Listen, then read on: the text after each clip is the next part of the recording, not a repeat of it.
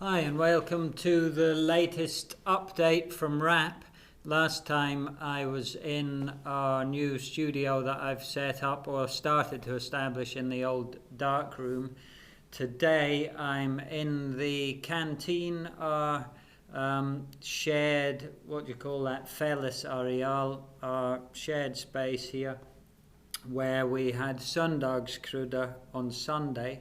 Søndagskrydder is a new series. Actually, it's a very old series that we are revisiting, and we had the first event for a long time on Sunday. Is it already a week ago? Crazy. Well, there you go. And it would have been nice to update you as soon as possible, but anyway, we're hoping to sort of put something like this out every now and then. It's a way of keeping up with social media and our website. It will go out to all those spaces, and it will contain all kinds of details and fun pictures and everything. Have a fun picture from Wrap.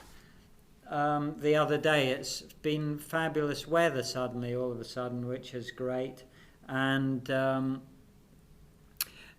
cracking on. The exhibition is by Fanny, Holmin and Svein, Olav, Humberset. I talked about it last time, but now it's finally up. It was really great to finally get it in the post with its mail order instructions about the random order in which it is arranged. So I'm assuming it's never been set up in this order before. Fanny and Svein Olav wanted us to put it together using a random selection system with a numerical system and pulling numbers out of a hat, basically. So it's a collection of short texts by Fanny Holmin, who is a well-known poet and author who used to live in Bergen, and really beautiful images, black and white images by Svein Olav, and great fun to look at them in more detail. If you have time, in fact, we decided we would keep the exhibition running tomorrow, most importantly, because tomorrow is Sunday and you could go, if you wanted to, Kunstgaragen, Tag Team and Wrap. We're all in Møllendalsveien and we're all showing cool, exciting work. I'm going to try and get you over to there's Kunstgaragen's thing, to where you can see what these exhibitions are. So Per Formo is exhibiting his very colourful and geometrical stuff. It's an exhibition called Undulator, and let's see, Tag Team is also open tomorrow between, what are the times, between 12 and 5 o'clock, exhibiting Magnhild Nordahl. So you can read more about that on their website. I haven't been able to go to either of those exhibitions yet. That's how busy we have been. But I've been busy. I was busy getting Søndagskrydder together, and what was I busy with after that? Well, lots of productions and stuff that are going on here. Firstly, I think if I continue with this with my slides, you can see a bit of stuff from setting the exhibition up. It was very difficult to put these pictures symmetrically and nicely on our wall, so I've been fixing them all up again. They didn't go very easily, onto these rough textured walls here. There's Veronica putting the exhibition up. We had to suspend it with these bits of string, and they need to be rearranged every now and then. But anyway, it's looking great right now. We've fixed it all up. And there's a little slide to remind myself to tell you about the exhibitions in Møllendalsveien and promote the whole event to the best of my abilities. So I hope I've done that. Other stuff that you could see at Søndagskrydder and that you can still see is, for instance, Shruti Karkhanis' food course that she had, where she showed us how to make her own homemade samosas. A great recipe and a very informative and interesting food course, which is still online. Is that a video? You could, let's go back to it. I wonder if I can press play on that thing. No, that's not going to be possible. It's on our Facebook page, and it's well worth looking at. She also shows how to make a tamarind and date sauce, which is pretty amazing, sweet sauce, and a mint sauce, which is quite spicy and very sort of fresh. It's got citrus in it, it's got chili and mint. So yeah, it looked great and it tasted good, and here is some people at Søndagskrydder enjoying that. We also had an animation thing set up, because we've had that at Søndagskrydder before, and we want Søndagskrydder to be a really inclusive and, multifaceted event that's fun for kids.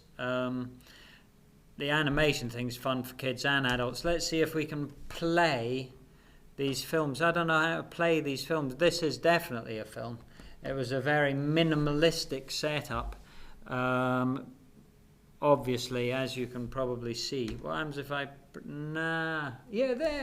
okay. So nothing much happened with it. Very much an experiment, just a case of getting it going. The streaming gear's still new. It's all very exciting here at the moment, with a lot of different stuff going on, preparations for Oktoberdans, getting our Søndagskrydder thing together was very exciting. Lots of new productions coming in that have been here this week. Karin Stoutland is working on a new children's performance. That's looking really exciting. We've got Ina Teresa Hogstad and David Alrak making a piece for Oktoberdans.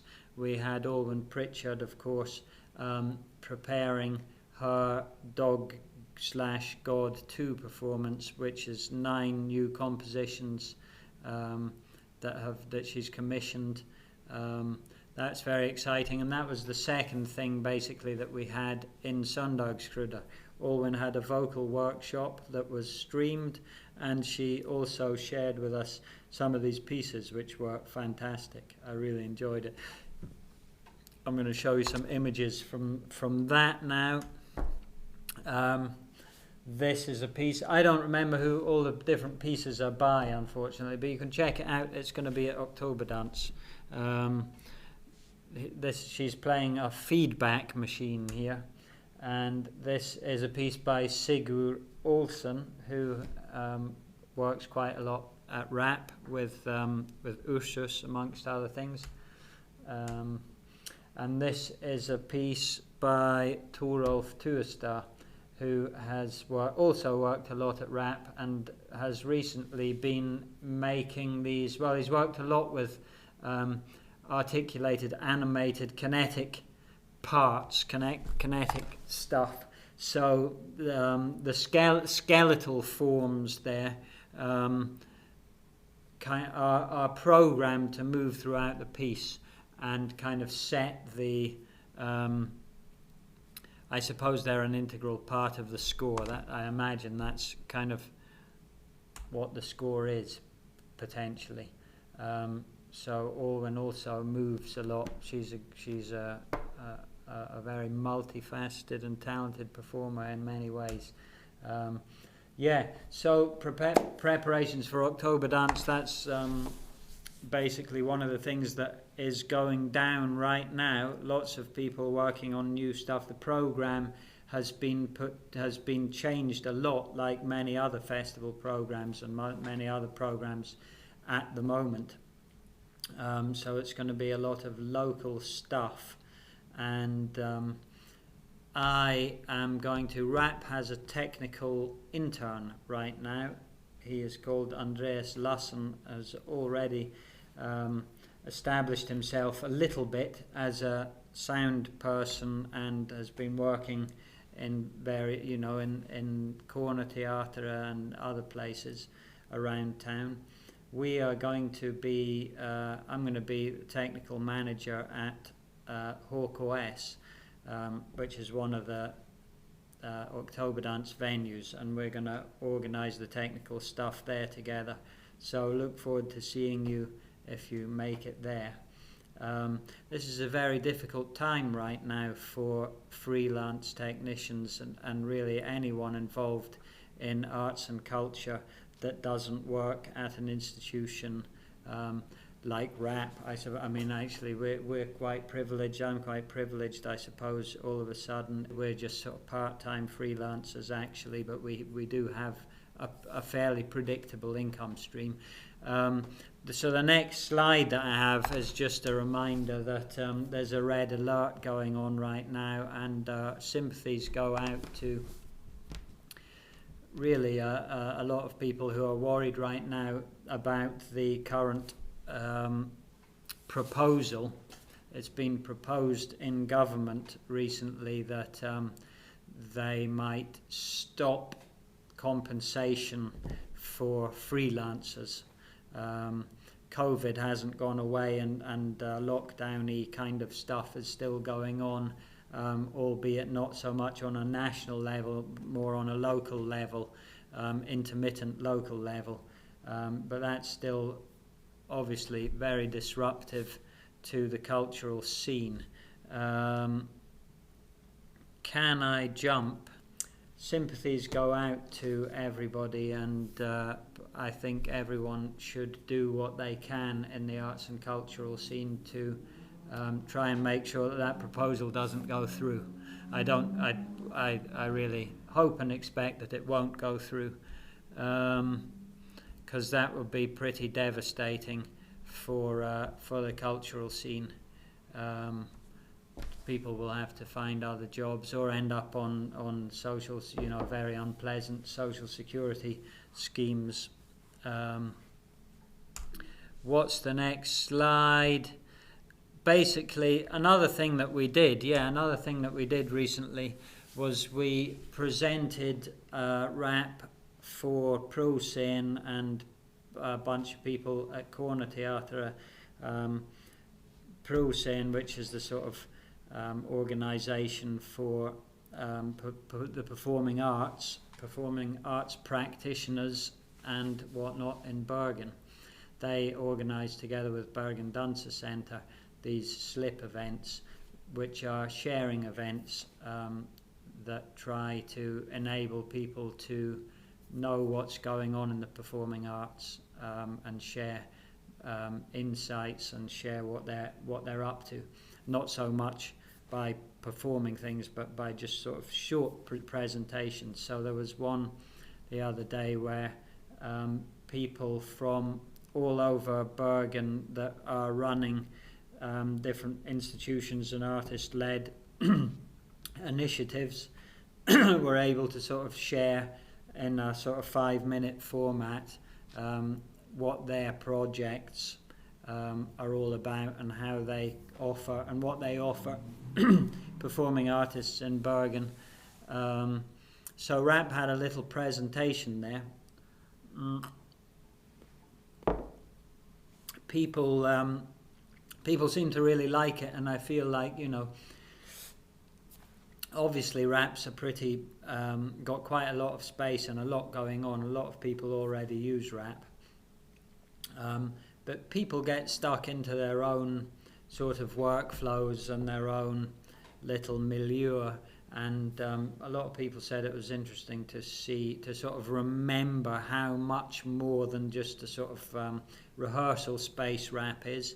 and it made me think it might be fun to not share our whole presentation from Slip, even though that was only 5 minutes. Maybe this will be even longer. But I thought I would just share with you our workshop evolution in the wood and metal workshop, which is now part of a workshop suite with a paint workshop and an electronics workshop.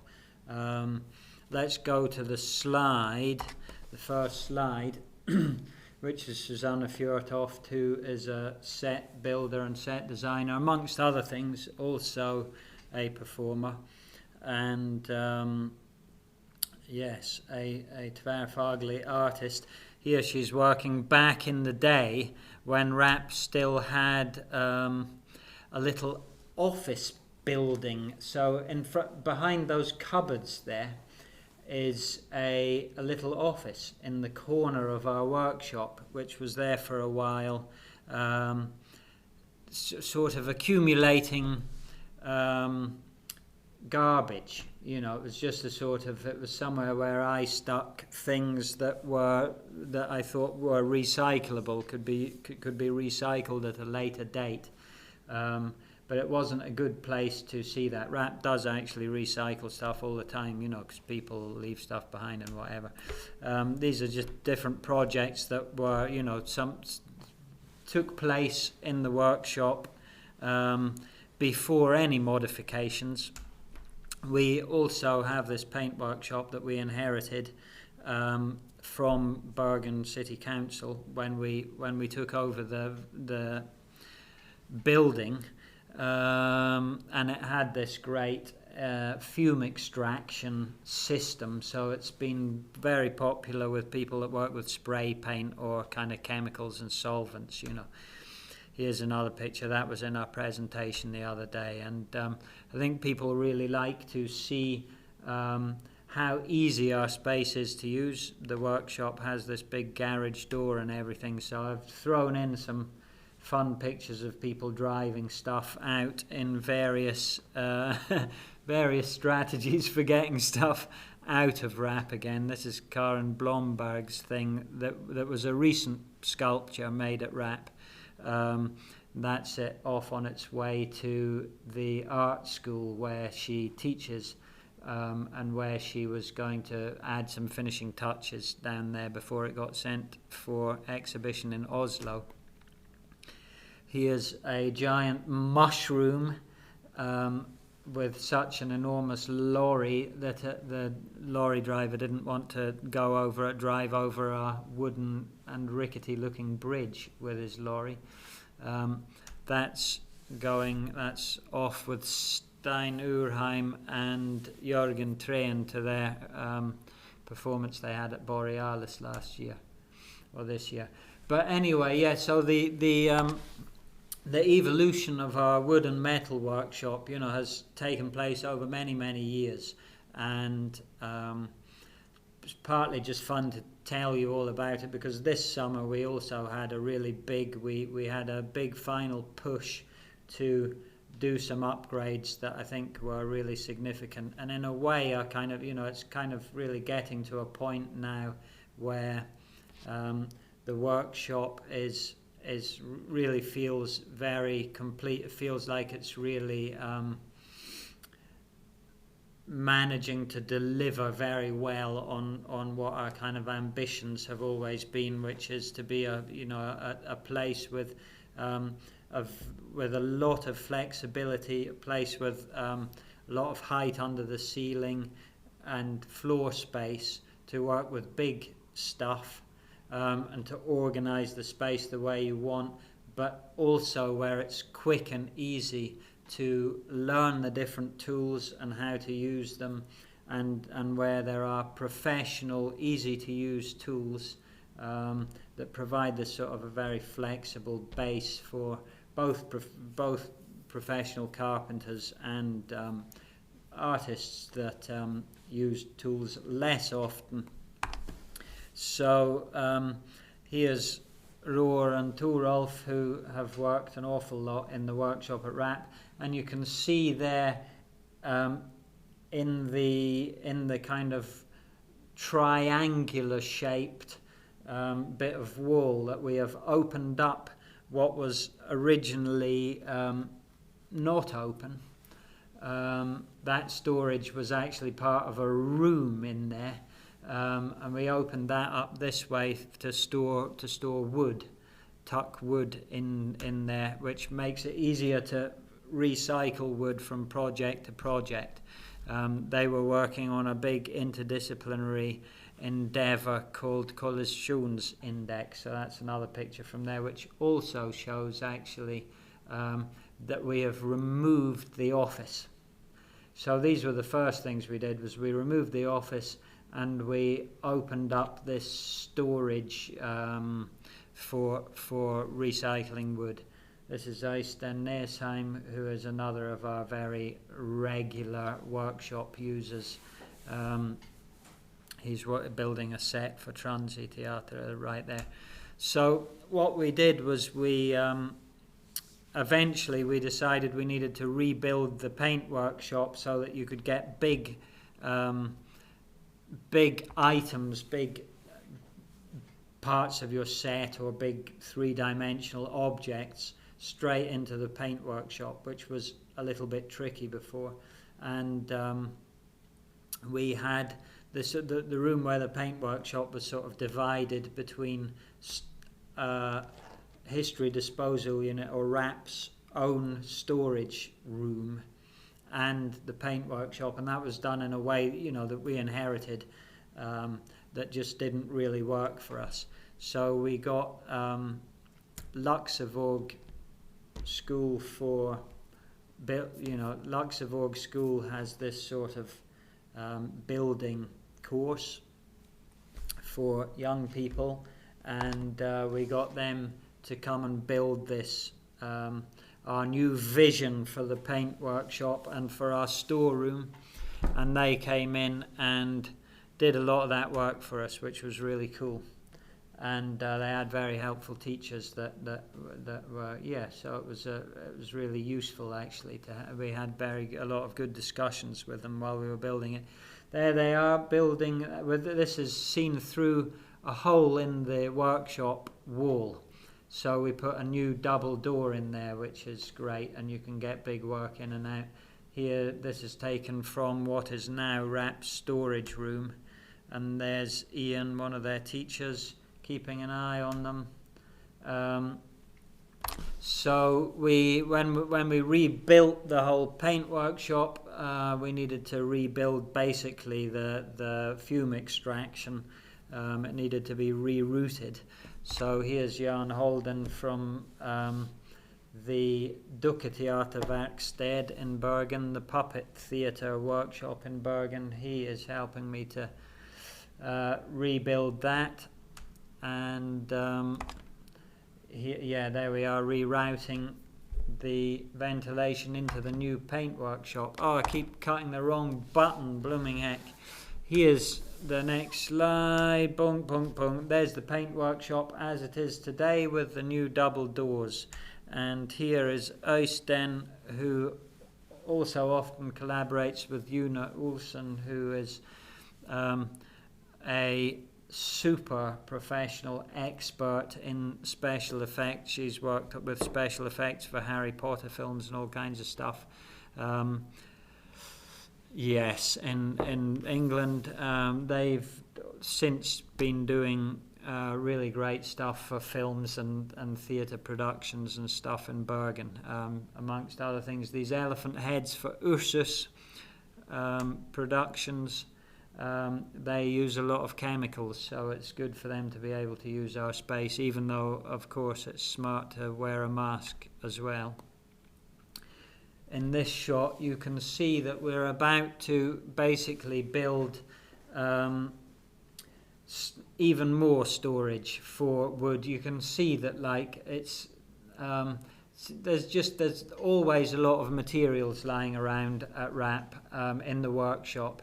And it's really important to try and keep it systemized, even if it's the materials you're working with for a project, you know, to be able to stick them out of the way. This is the little electronics workshop that we have made It used to be a kind of a storage room, or I don't know exactly what they had used it for. Now it's our little electronics workshop, and there's Roar doing some electronics in there. So it's just a way of keeping the electronics separate from the rest of the wood and metal workshop, which is good for in a lot of situations to be able to do that. So again, Jan and I got together and built this new storage. And cut the wrong thing. We welded up a big metal stand. There's the stand for all these boards that are kind of lined up like that. They, instead of lining them all against the wall and they all slide down all over the floor, now they had this stand all of a sudden, which you can see on the left hand side, and then on the right hand side you see this sort of storage system that we built. There's another picture of the metal stand, and here is you can see basically our workshop starting to look much more systematic and orderly. But the metal frame for the boards should have been basically tucked in like that.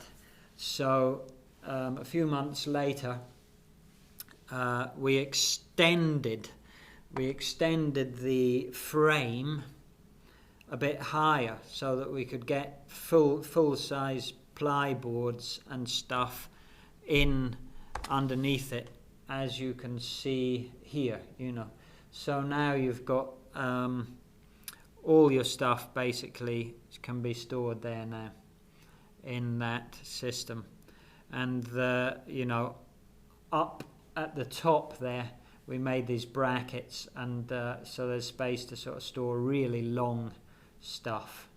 And then it was time, basically, these benches on the right hand side there, these tables, they're kind of flexible because you can move them around and stuff, but we actually want a bench there with a really good saw, a really good router table, and just some really good permanent solutions with permanent dust extraction and stuff like that.